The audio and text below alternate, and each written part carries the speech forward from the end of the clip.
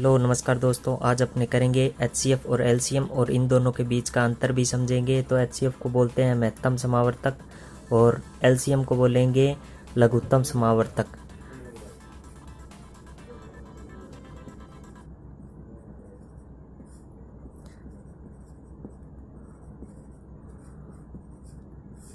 और एलसीएम को बोलेंगे लघुत्तम समापवर्त्य। तो एचसीएफ की फुल फॉर्म होती है हाईएस्ट कॉमन फैक्टर और एलसीएम की होती है लीस्ट कॉमन फैक्टर।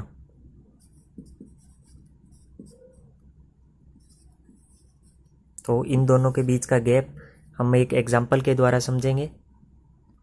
जैसे सबसे पहले अपने लेते हैं 6 और 12। तो 6 को करने के लिए अपने 2 3 से और 3 1 से। तो 2 और 3 है, ये इसका गुणनखंड है। और 12 2 6 2 3 3 और 1 और 12 का गुणनखंड हो गया 2 इंटू 2 इंटू 3। तो सबसे पहले अपने एचसीएफ ज्ञात करेंगे और फिर एलसीएम। एचसीएफ होता है सबसे कॉमन फैक्टर, यानी इन दोनों में कॉमन क्या चीज़ आ रही है। जैसे 2 और 3 और 2 और 3, ये चीज़ इसका कॉमन फैक्टर है, तो ये हो जाएगा इसका एचसीएफ। और एलसीएम है वो सबसे जो इसके अंदर जो चीज़ ज़्यादा है। जैसे इन दोनों में कंपैरिजन करेंगे तो इसमें 2 2 बार आया हुआ है, तो अपने इसको 2 2 बार लेंगे। और 3 1 बार आया हुआ है, तो इसमें 1 बार लेंगे। तो ये हो गया इसका एलसीएम। एचसीएफ ज्ञात करने की एक विधि और है, तो वो अब आगे चल के अपने सीखेंगे। उससे पहले 1-2 एग्जाम्पल और लेते हैं। जैसे अपने लेते हैं 26 और 91। तो इन दोनों का अपने एक साथ भी निकाल सकते हैं। जैसे अपने निकालते हैं 26 और 91 का। तो सबसे पहले 2 से करेंगे 13 और ये 91। उसके बाद 7 से करेंगे तो ये 13 और ये 7 को 13 से इसे भाग देंगे तो 91 आएगा। और उसके बाद 13 से 13 एकम 13। तो अपने इसके अंदर भी एचसीएफ और एलसीएम अलग अलग निकाल सकते हैं। तो एचसीएफ सबसे पहले एचसीएफ निकालेंगे। तो एचसीएफ के लिए अपने को जैसे ये 13 है, तो इन दोनों में सिर्फ 13 का भाग है जो कॉमन गया है, उसके अलावा किसी का भाग कॉमन नहीं गया, तो इसको अपने 13 मान सकते हैं। और ये पूरा का पूरा है वो उसका एलसीएम है 2 7 और 13। और अपने इसको अलग अलग करके भी मैं आपको दिखाता हूँ। तो सबसे पहले अपने 26 का निकालते हैं।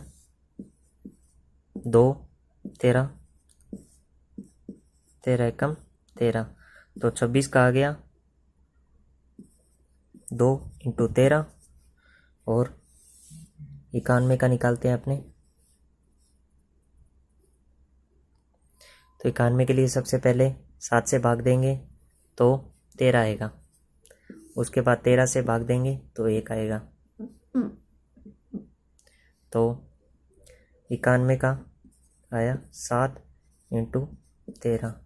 तो इसके अंदर अपने एलसीएम और एचसीएफ।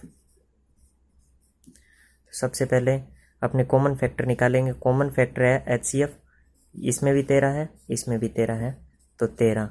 और हाईएस्ट ये एलसीएम निकालेंगे तो इसके लिए 7 इसमें 1 बार आया हुआ है, तो 7 सबसे पहले 2 लेते हैं अपने। जैसे इसके अंदर 2 आया हुआ है तो 2 एक बार, इसके बाद 7 आया हुआ है 7, और 13 भी एक एक बार आया हुआ है तो 13। तो ये इसका हो गया HCF। अब एक चीज़ और जो मैं आपको पीछे बता रहा था, अभी HCF ज्ञात करने की एक और विधि है, वो उसके लिए अपने को 91 अंदर और 26 बाहर लेना पड़ेगा। उसके लिए अपने को अपने 26 से 91 को देंगे तो 3 पे जाएगा, 78 बचेगा। शेषफल नीचे आ गया 13। अब इसके बाद नेक्स्ट है वो अपने ये संख्या लेंगे जो यहाँ पे दी गई है, तो 26 को बीच में ले लिया, ये 2 से चला गया तो पूरा पूरा कट गया। तो इसके अंदर अपने HCF मानेंगे इस 13 को, जिससे ये पूरा पूरा गया है। और पीछे भी अपनों ने ये चीज़ याद कर दी थी, HCF अपना 13 है। अब अपने नेक्स्ट क्वेश्चन लेते हैं 92 और 510, ये चीज़ है। तो इसके 92 के अपने फैक्टर निकालते हैं, यानी गुणनखंड। तो 92 के गुणनखंड 2 से जाएगा 46, उसके बाद फिर 2 से जाएगा 23, उसके बाद ये 23 से जाएगा, क्योंकि 23 का भाग है वो किसी और संख्या में नहीं जाता। तो अपने 92 के गुणनखंड या फैक्टर निकालेंगे तो 2 2 इंटू 23, और उसके बाद लेते हैं अपने 510 यानी 510। तो इसके फैक्टर निकालेंगे तो 255, उसके बाद 5 से जाएगा ये 51, उसके बाद 3 से जाएगा 17, और उसके बाद 17 से जाएगा तो 1। तो अपने बोल सकते हैं अभी 510 का फैक्टर है वो क्या है, 2 5 3 और 17। ठीक है। तो उसके बाद दोस्तों अपने HCF और LCM निकालेंगे।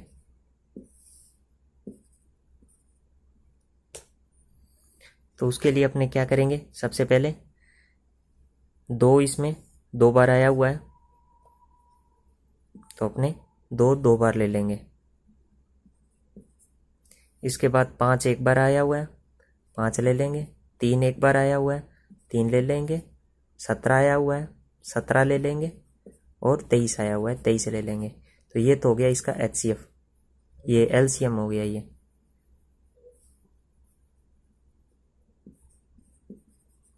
HCF हमेशा छोटा फैक्टर होता है, यानी सबसे कम नंबर में इन दोनों का भाग चला जाए उसे HCF बोलते हैं। और LCM सबसे बड़ा नंबर होता है, यानी बड़े से बड़े संख्या में इन दोनों का भाग चला जाए।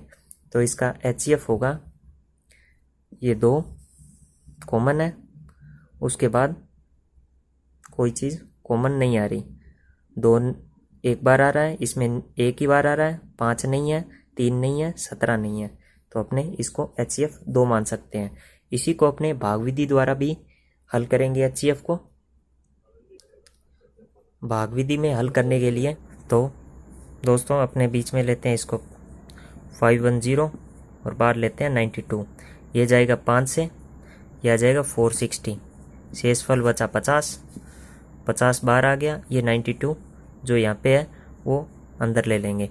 उसके बाद ये एक ही बार जाएगा 50 से कम, 50 42 बचा, ये 50 इस साइड में अंदर ले लिया, ये भी एक बार जाएगा 42, 8 बचा, अब ये 8 बाहर 42 अंदर, 5 से गया 40, ये 2 बचा, अब ये 2 बाहर 8, ये वाला 8 अंदर, ये पूरा पूरा भाग चला जाएगा। तो अपने यहाँ पे बचा लास्ट में 2, तो ये अपना HCF हो गया। कहने का मतलब ये है दोस्तों, भी जैसे 510 और 92 है तो उसमें HCF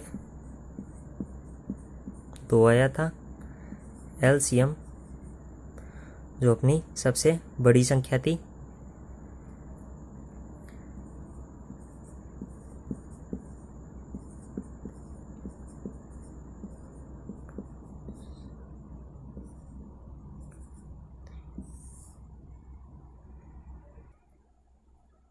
ये होगा 23,460।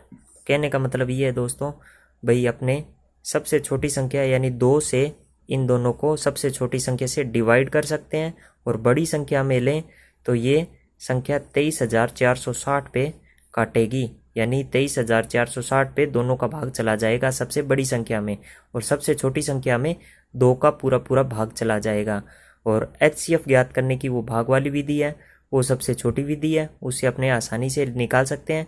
और LCM के अंदर अगर अपने दोनों को कॉमन फैक्टर के रूप में डिवाइड करेंगे तो अपने को बड़ी वाली संख्या आसानी से मिल जाएगी। थैंक यू दोस्तों, बहुत बहुत धन्यवाद आपका। शेर है तू शेर, गिद्दड़ की मौत मर नहीं सकता, उठ खड़ा हो तू भला।